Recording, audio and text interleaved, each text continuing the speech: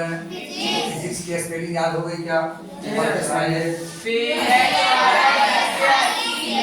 Physics को हिंदी में क्या कहते हैं? भाषिकार दीर्घिकार आ गया क्या? वो भी नहीं आया।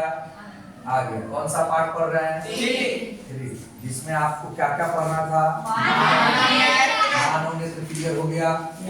ठीक, उसी में आपको क्या पढ़ना है? वायुमंडलीय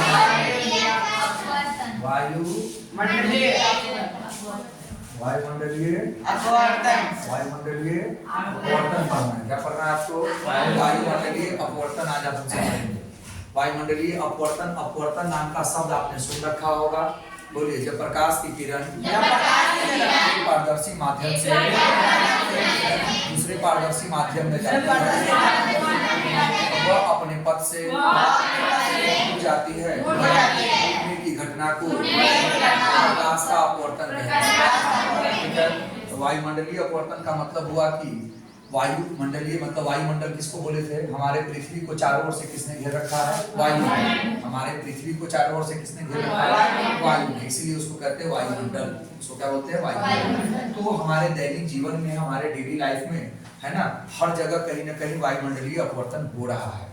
जैसे आप क्या करो, एक धुआं मतलब किसी चीज को जलाओगे तो जब आप आग का लपट ऊपर उठेगा तो उधर का व्यक्ति आपको हिलता डुलता हुआ प्रतीत होगा। ठीक है ना? ठीक है, नहीं जानते हैं कोई बात नहीं, बहुत कुछ नहीं जानते थे, धीरे धीरे जानिएगा। तो क्या हो गया, आप इस तरफ हैं, वो उस तरफ है, आई बात समझ में, और बीच में एक माध्यम है आग। तो आग की लपट जब ऊपर उठेगी, ठीक है ना, तो आप इस माध्यम में बैठे हुए हैं, उधर वाला लोग उस माध्यम में बैठा हुआ है, और वायु क्या हो, प्रकाश क्या हुआ, वायु से किसमें घुस गया? आग माध्यम में घुस गया, और आग माध्यम से फिर निकल करके वायु माध्यम में चला गया। ठीक है ना? तो ये वायुमंडलीय अपवर्तन बहुत जगह होता रहता है, लगातार हो रहा है। मैं अभी आपको बताऊंगा।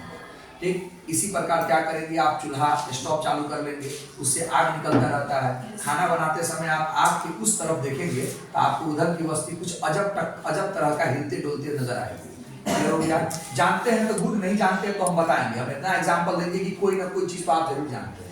जरूरी नहीं कि मैं जो बोल रहा हूँ वो आपको आता ही हो, कोई बात नहीं है, सीखिए।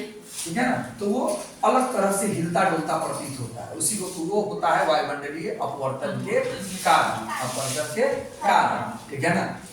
इसी प्रकार बात को हम आगे बढ़ावे तो आप ये बताइए कि आपका जो अभी बछारपुर में हम लोग हैं, ठीक है, तो जिस तरह का यहाँ का वायु मौसम है, क्या आप गारंटी लेते हो कि ऐसा ही मौसम इस पूरे धरती पर हर जगह का होगा? नहीं। पक्का? हाँ, जो जान सकते हो उसी से जानो।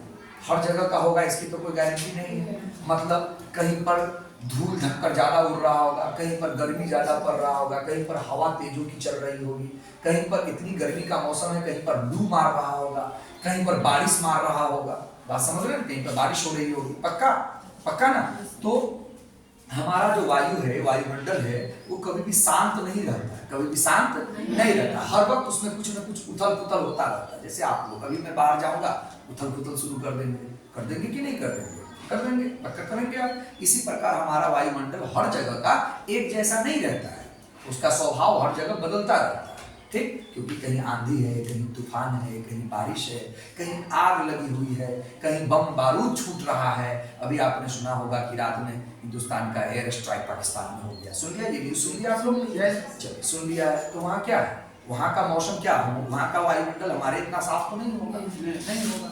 आगे बात, आपको ये भी पता होगा कि आज मॉक ड्रिल होने वाला है हिंदुस्तान में। मॉक ड्रिल का मतलब ये होता है कि जब दो देशों में युद्ध होता है, युद्ध होने की संभावना है, तो नागरिकों को, लोगों को कैसे बचाया जाए, है ना, कैसे बचाया जाए।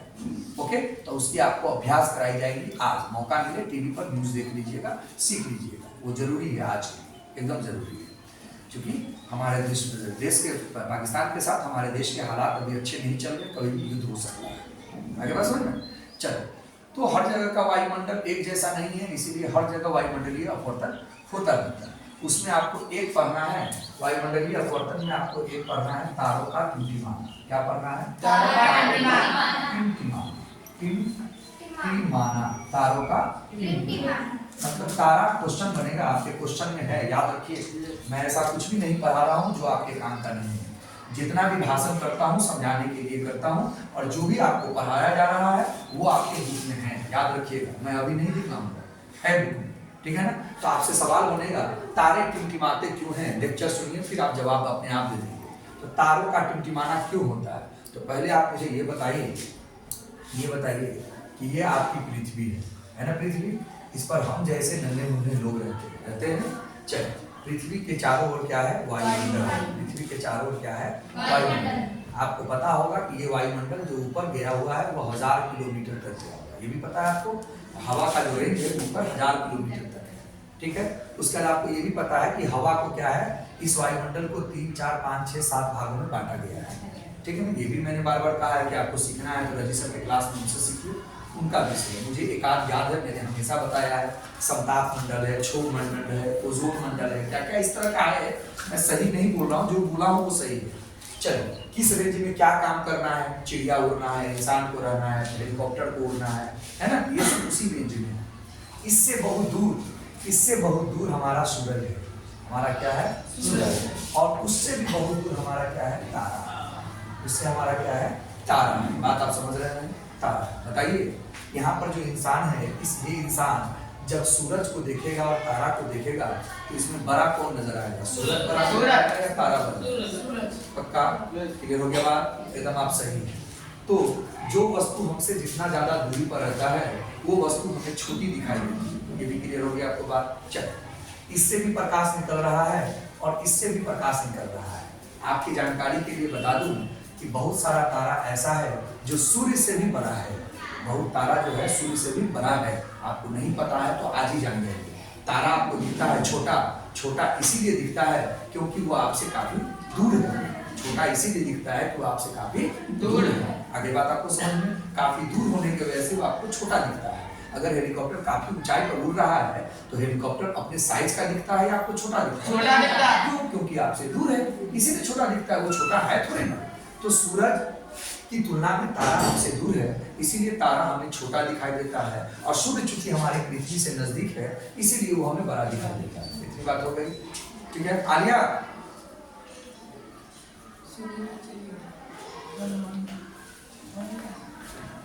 अब समझ में आ गया। अब ये बताइए कि ये तो समझ में आ गया कि छोटा क्यों दिखता है, क्योंकि हमसे काफी दूर है। चल, उसका ये बताइए, प्रकाश पर जो ये इसकी रोशनी आएगी और इसकी रोशनी आएगी तो पहले किसकी रोशनी आएगी, सूर्य की रोशनी पहले आएगी, ठीक है ना। और सूर्य की रोशनी ज्यादा मात्रा में आएगी और तारा की रोशनी कम मात्रा में आएगी। ये भी बात आपको समझ में आ गई। सूर्य की रोशनी ज्यादा मात्रा में आएगी और तारा की रोशनी कम मात्रा में आएगी। इतनी बात आपको समझ में आ गई, ठीक है। इतनी बात आपको समझ में आ गई कि नहीं आया? क्योंकि वो काफी दूर है तो उसकी रोशनी हमारे धरती पर कम मात्रा में आएगी, ठीक है ना, काफी देर से आएगी। और ये ज्यादा मात्रा में आएगी, ये ज्यादा मात्रा में हमारे आंखों में आएगी। तो इसको जी बगल वाला में ले लीजिएगा, बोले याद करने को बोले 5 मिनट, ठीक, कॉपी चेक करना जी जी। तो ये जो प्रकाश है ये पूरा का पूरा आएगी क्योंकि इसको कम सफर तय करना पड़ेगा। बताओ, आपके घर में आज कोई प्रोग्राम है, आपका कोई कुटुंब सीतामढ़ी से आपके पास आ रहा है और कोई कुटुंब आपका पटना से आ रहा है, ज्यादा कौन थकेगा? क्योंकि वो ज्यादा लंबा सफर तय करके आ रहा है। ज्यादा मूड मार रास्ता में कौन करेगा? पटना वाला लोग ज्यादा करेगा, ठीक है ना। तो सूरज से आने वाली प्रकाश जब तक अपने मन से नहीं समझोगे नहीं समझ में आएगा। हम तो आंसर लिखेंगे रट्टा मरवा लेंगे। तो ये क्या होगा कि ये कम सफर तय करके आएगा, नजदीक है, इसकी जितनी किरण होगी वो ज्यादातर पृथ्वी पर पहुंच जाएगी, इसीलिए सूरज टिमटिमाता नजर नहीं आता। सवाल बने कि सूरज टिमटिमाता क्यों नहीं है, तो सूरज हमारे नजदीक में है। सूरज की रोशनी को हम तक आने में कम सफर तय करना पड़ता है, कम सफर तय करके आता है, इसलिए उसका पूरा का पूरा प्रकाश इतना प्रकाश है कि 2-4 को अगर वायुमंडल में खो भी जाएगा तो कोई फर्क नहीं पड़ेगा। Clear clear clear clear.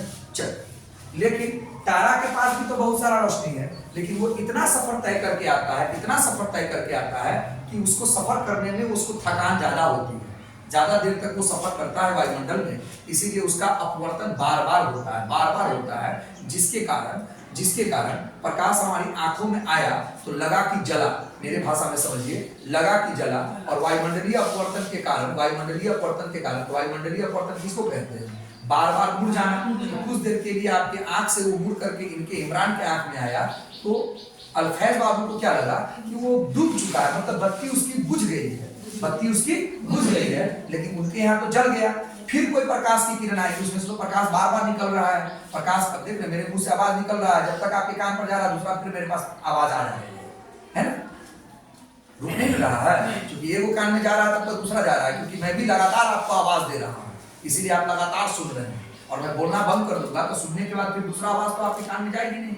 तो इसी प्रकार अब क्या होगा, जो दूसरा प्रकाश की किरण है वो फिर जो सुल्तान बाबू के आंख में जा रही है वो क्या होगा, वायुमंडलीय अपवर्तन के कारण थोड़ा सा उनके आंख से हटेगा और अल्फाइड बाबू में जाएगा। तो जो डूब चुका है फिर दूसरा प्रकाश उसके आंख में आकर के उग गया। तो ये डूबना उगना, जलना बुझना ही तारे का टिमटिमाना कहलाता है, ठीक है ना। तो इनके लिए जो जला तो इनके लिए तो बुझा, और फिर इनके लिए जो जला तो इनके लिए तो बुझा, और इनके लिए जो बुझेगा वो तो इनके लिए जलेगा।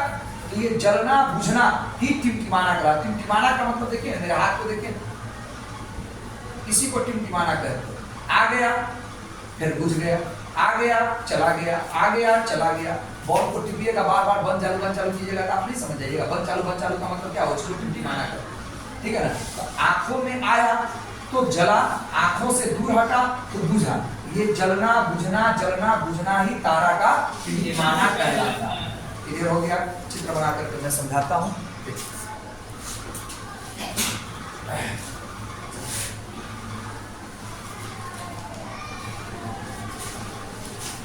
चित्र नहीं दिया है, मैं कोशिश करता हूँ आपको समझाने।